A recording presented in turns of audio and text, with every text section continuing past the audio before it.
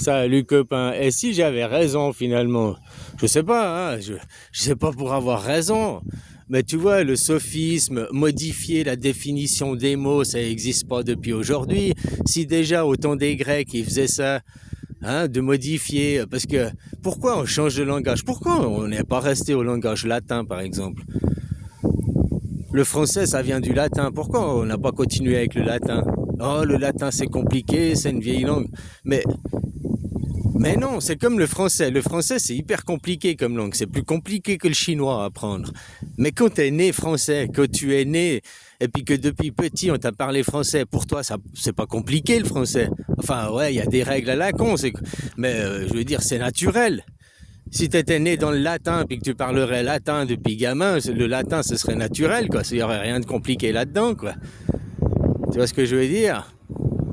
Donc voilà pourquoi ils changent les mots, les langues. Puis quand ils changent des langues, hein, on passe du latin au grec ou du grec à l'égyptien, de l'égyptien au sumérien, ou je sais pas les parcours exacts, mais tu comprends. Et à chaque fois, ils profitent pour faire du sophisme. Modifier la traduction des mots, modifier la définition des mots. Moi, j'étais sûr vraiment que orateur, ça voulait dire orateur, oreille. Et puis après, que je voyais en latin orare, orare, ben c'est la parole. Ah bon, d'accord. Ben, orare, moi je pensais que c'était de l'oral. Ben, oral, oui, c'est oral. Donc c'est la parole orale, donc c'est du son, quoi. Puis on parle d'un oratoire. D'un oratoire, c'est les gens qui écoutent l'orateur, quoi. Ben, un oratoire, c'est un amphithéâtre, parce que les gens, ils écoutent, ils sont en gradin, comme une oreille, ils sont en gradin. Tu vois, et si déjà le sophisme avait déjà commencé avec le latin, si c'est moi qui avais raison, que le mot orateur, il était justement celui qui écoute, et pas celui qui parle, mais qui, par le sophisme, par la modification des définitions, tu vois, c'est comme tu reviens là, il y a les vidéos en arrière, il y a, je sais plus quoi, 5, 6, 7 vidéos en arrière, où il y a le Larousse de poche. Là, tu vois la vidéo, la miniature, c'est le Larousse de poche. Et tu vas regarder la définition du mot dans le Larousse et la définition du mot dans le Petit Robert. Et la définition du mot dans ChatGPT, quoi, encore. Il y a 3 définitions différentes, pourtant c'est le même mot. Oh, là, c'était le mot démocratie, en l'occurrence. Donc tu vois, quand tu prends dans le Larousse, la définition elle est hyper pure et hyper simple. C'est une forme politique de laquelle émane la souveraineté, quoi. Donc, qu'est-ce que ça veut dire quoi? Émane du peuple, émane du peuple. Donc, ça vient du peuple. La mesure est prise du peuple. La décision émane du peuple. Donc la votation directe, il n'y a que ça qui émane du peuple comme système politique. Là, ils disent une forme politique. Alors vous êtes dans les pyramides, vous me parlez de passer dans la forme cubique. Eh ben, la pyramide, il y a le chef, c'est les dieux et les maîtres, et la forme cubique, une urne de vote, c'est un cube. C'est aussi simple que ça, quoi. Et puis dedans, on met son bulletin de vote, oui, non, oui, non. Comme ça, la décision, la mesure, elle émane du peuple. C'est une forme politique, voilà, quoi. Forme politique. Donc une forme politique, ça laisse ambigu. Une surface, c'est une forme. Un carré, c'est une forme. Un cube, c'est une forme. Ils ne parlent pas de 2 dimensions, de 3 dimensions. Ils disent juste forme. Tu vois, la définition, elle reste floue, mais large. Je veux dire, c'est une définition large, mais qui est très, très précise finalement. Forme politique de laquelle la souveraineté émane du peuple. Voilà, quoi. Donc le citoyen souverain, donc le vote direct. Déjà que tu vas prendre la définition dans le Petit Robert de 91 puis le Larousse de 93, ils ont 2 ans d'écart. Donc c'est il y a peut-être 30-40 ans en arrière, mais c'était à la même époque. Eh ben déjà, dans le Petit Robert, il te dit comme ChatGPT aujourd'hui, il te dit que la démocratie directe est la démocratie représentative, donc le système anarchique est le système hiérarchique, les deux, c'est le pouvoir au peuple. Mais tu vois très bien que dans la forme politique de la République, à aucun moment ils prennent la mesure du peuple. Alors non, si ils prennent la mesure du peuple, c'est les sondages. Et les sondages sur combien de personnes? 1000 personnes, 2000 personnes, 5000 personnes. Des sondages qui sont faits par des entreprises privées qui coûtent cher. La votation directe, c'est rien d'autre qu'un sondage. Un sondage, mais de toute la population. Parce que c'est facile, les sondages, que c'est des entreprises privées. Ah, tu fais faire un sondage, je sais pas, sur tel sujet, eh ben, tu vas contacter si tu veux une opinion favorable ou une opinion défavorable, tu sais déjà les numéros de téléphone, tu sais déjà les gens dans quel cas ils sont, quoi. Donc, tu sais déjà si tu téléphones à tel style de personne, tel style d'individu, tu auras tel style de réponse. Donc c'est déjà truqué, les dés sont bipés d'avance dans les sondages. C'est comme les experts médicaux, c'est comme quand les entreprises de tabac, c'est elles-mêmes, les entreprises de tabac, qui doivent prouver que le tabac c'est nocif ou pas, quoi. Attends, moi je te vends de la merde et c'est moi qui dois prouver si ce que je te vends c'est de la merde, oui ou non. Mais même si c'est de la merde, vu que je veux le vendre, jamais je te dirais que c'est de la merde. On est d'accord, quoi. Oui ou non, c'est un principe de base dans le capitalisme. Tu vends du toc, tu vas pas dire c'est du toc. Tu vas dire mais non, c'est la meilleure qualité et tout, c'est du 100% porc, c'est du pur or, je voulais dire. Ah, c'est du 100%, 24 carats, 999%, machin, voilà. Gna, gna, gna, gna, gna. Jamais tu diras c'est du toc.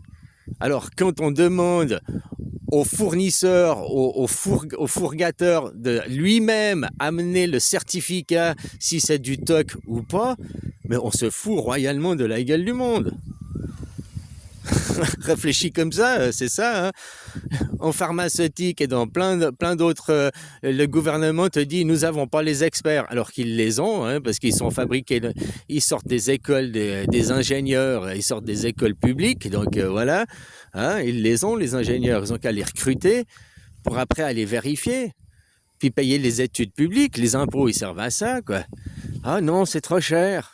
C'est au fournisseur qui doit te dire, ben, le mec qui vend de la drogue, il te dira, mais oui, elle est pure, je l'ai pas coupée, quoi. Alors qu'il vient de la couper, quoi. Allô, on n'est pas à Disneyland, là, on n'est pas dans le monde des bisounours, on est dans le monde de la réalité, puis comment il fonctionne l'être humain, on le sait très bien, quoi. Donc voilà, quoi. Autant il y aura des gens honnêtes, machin et tout, mais les fourgueurs, c'est pas la majorité des gens. La majorité des gens, ils veulent juste du fric, ils te fourguent de la merde. Voilà, quoi. Alors peut-être j'ai raison dans le mot orateur, puis c'est pour ça qu'à chaque fois on nous passe du latin au français. Avant il y avait le vieux français, puis il y a le français moderne, et ils profitent de changer les définitions. Tu vois, entre le Larousse et le Petit Robert, la définition elle change. Pourtant la définition même dans le Petit Robert qui te disent, hein, elle est quand même vachement plus pure qu'elle est aujourd'hui dans ChatGPT. Parce que ChatGPT aujourd'hui il te parle de régime politique, quoi. Hein?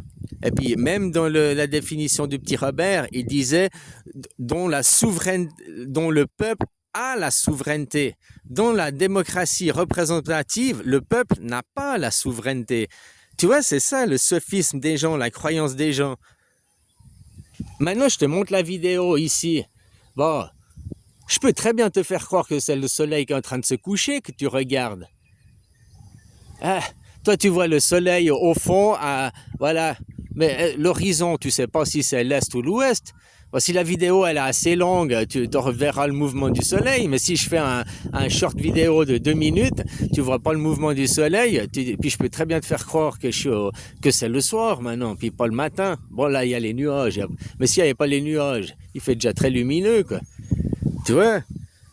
C'est ça, les gens leur mettent la croyance que la démocratie présidentielle, la démocratie autoritaire, que la démocratie représentative sont des démocraties. Déjà, c'est antagoniste les mots. Démocratie présidentielle, démocratie autoritaire, démocratie représentative. Ces mots sont antagonistes parce que démocratie égale anarchie.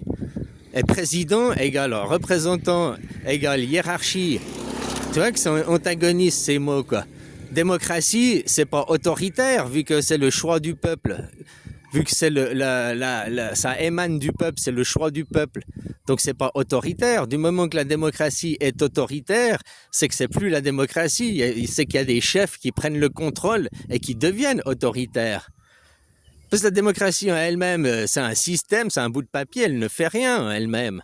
Tu peux avoir des démocraties qui sont de droite. La Suisse, par exemple, c'est une démocratie de droite, malgré qu'on est de gauche, humaniste et tout. Mais que tu regardes le choix du peuple, il est plus porté. Alors, des fois, on vote à gauche, des fois, on vote à droite, des fois, on vote à gauche, mais il est un vote de droite. Il défend sa patrie. C'est pas un vote de droite du sens raciste, c'est du sens je défends ma maison.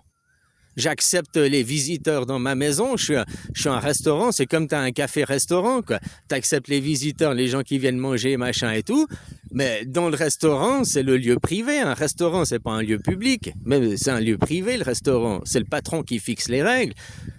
C'est le patron qui fixe la fermeture. Bon, il y a la loi, mais il peut fermer plus tôt que la loi l'impose. C'est lui qui décide. Tu vois, que tu fais l'affaire Moretti, machin et tout. Ben, Moretti, il a de la responsabilité. Parce que c'est lui le boss. C'est lui qui laissait ses employés. Il avait qu'à, lui, le boss, interdire de faire le feu avec les étincelles. Pourquoi il laissait faire ça dans son établissement ? Pourquoi aussi, après, il a été acheté de la colle au supermarché, qui est de la colle inflammable ou je sais pas quoi? Parce qu'on a vu le départ du feu. C'est pas que la mousse, c'est pas la mousse qui a pris. Il y a la mousse, ça s'enflamme, et puis après, ça fait comme s'il y avait du gaz, comme s'il y avait justement des vapeurs.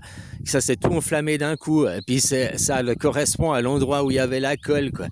Hein, puis moi, je t'avais dit, on sent l'ordre du temple solaire, on sent un truc criminel. On voit dans les vidéos de surveillance, 1 minute avant l'incendie, le mec, la porte d'en bas, qui était une issue de secours ou pas, une porte de service, 1 minute avant, il vient la fermer à clé, quoi. Je suis pas complotiste, c'est pas ça que je veux dire. C'est une suite d'enchaînements, c'est une suite d'événements. Mais là, Moretti qui fait des certificats médicaux pour fuir à sa responsabilité, fuir à la justice, c'est son aveu de culpabilité. Il avoue qu'il est responsable. C'est lui responsable qui a acheté la colle au lieu d'avoir fait appel à des experts, à une entreprise qui est expert de poser la mousse, quoi, et puis qui fait le travail avec des colles spéciales, exprès non inflammables. Lui, il était à Jumbo, là, il était à à jus d'abricot, là, et puis il était à jus d'abricot.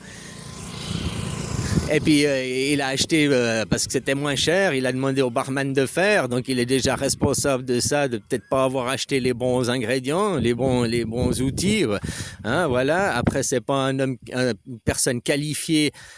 Tu vois, dans mon métier en mécanique, pour être un presse-bouton, pour faire le métier de mécanicien, que tu es dans des grosses boîtes, ils prennent un mécanicien qualifié.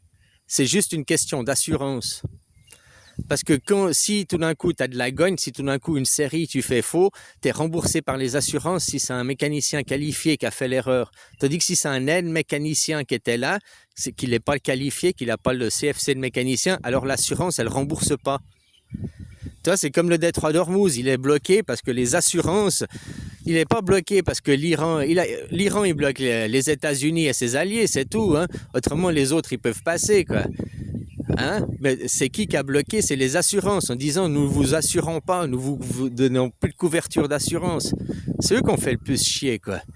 Hein? Voilà, quoi. Alors je disais, mais Moretti il a sa responsabilité, c'est lui le patron, c'est lui qui fixait la loi dans son établissement.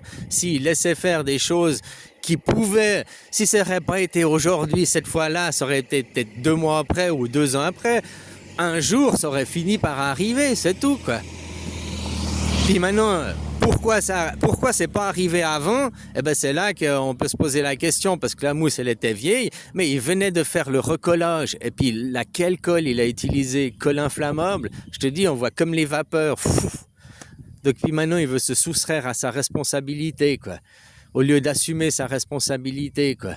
Voilà, hein. C'est ça les gens, quoi. T'es le patron, t'es le responsable. Ce qui se passe dans ton établissement, c'est pas « les serveurs, ils faisaient ça ». Oui, mais toi, tu laissais faire les serveurs. Toi, tu laissais faire Pourquoi? Parce que ça faisait le show, parce que ça t'amenait plus de clients, parce que ça faisait consommer plus de bouteilles aux gens. Donc, c'est ta responsabilité en tant que manager, en tant que patron. Justement, les patrons, pourquoi ils ont plus d'argent? Pourquoi les PDG et tout, ils touchent des argents? Parce que c'est eux qui prennent en charge la responsabilité de... Puis maintenant, ils viennent pour démonter les usines et ils partent avec un parachute doré, quoi. Donc, tu vois. Bon, allez, bisous, copain.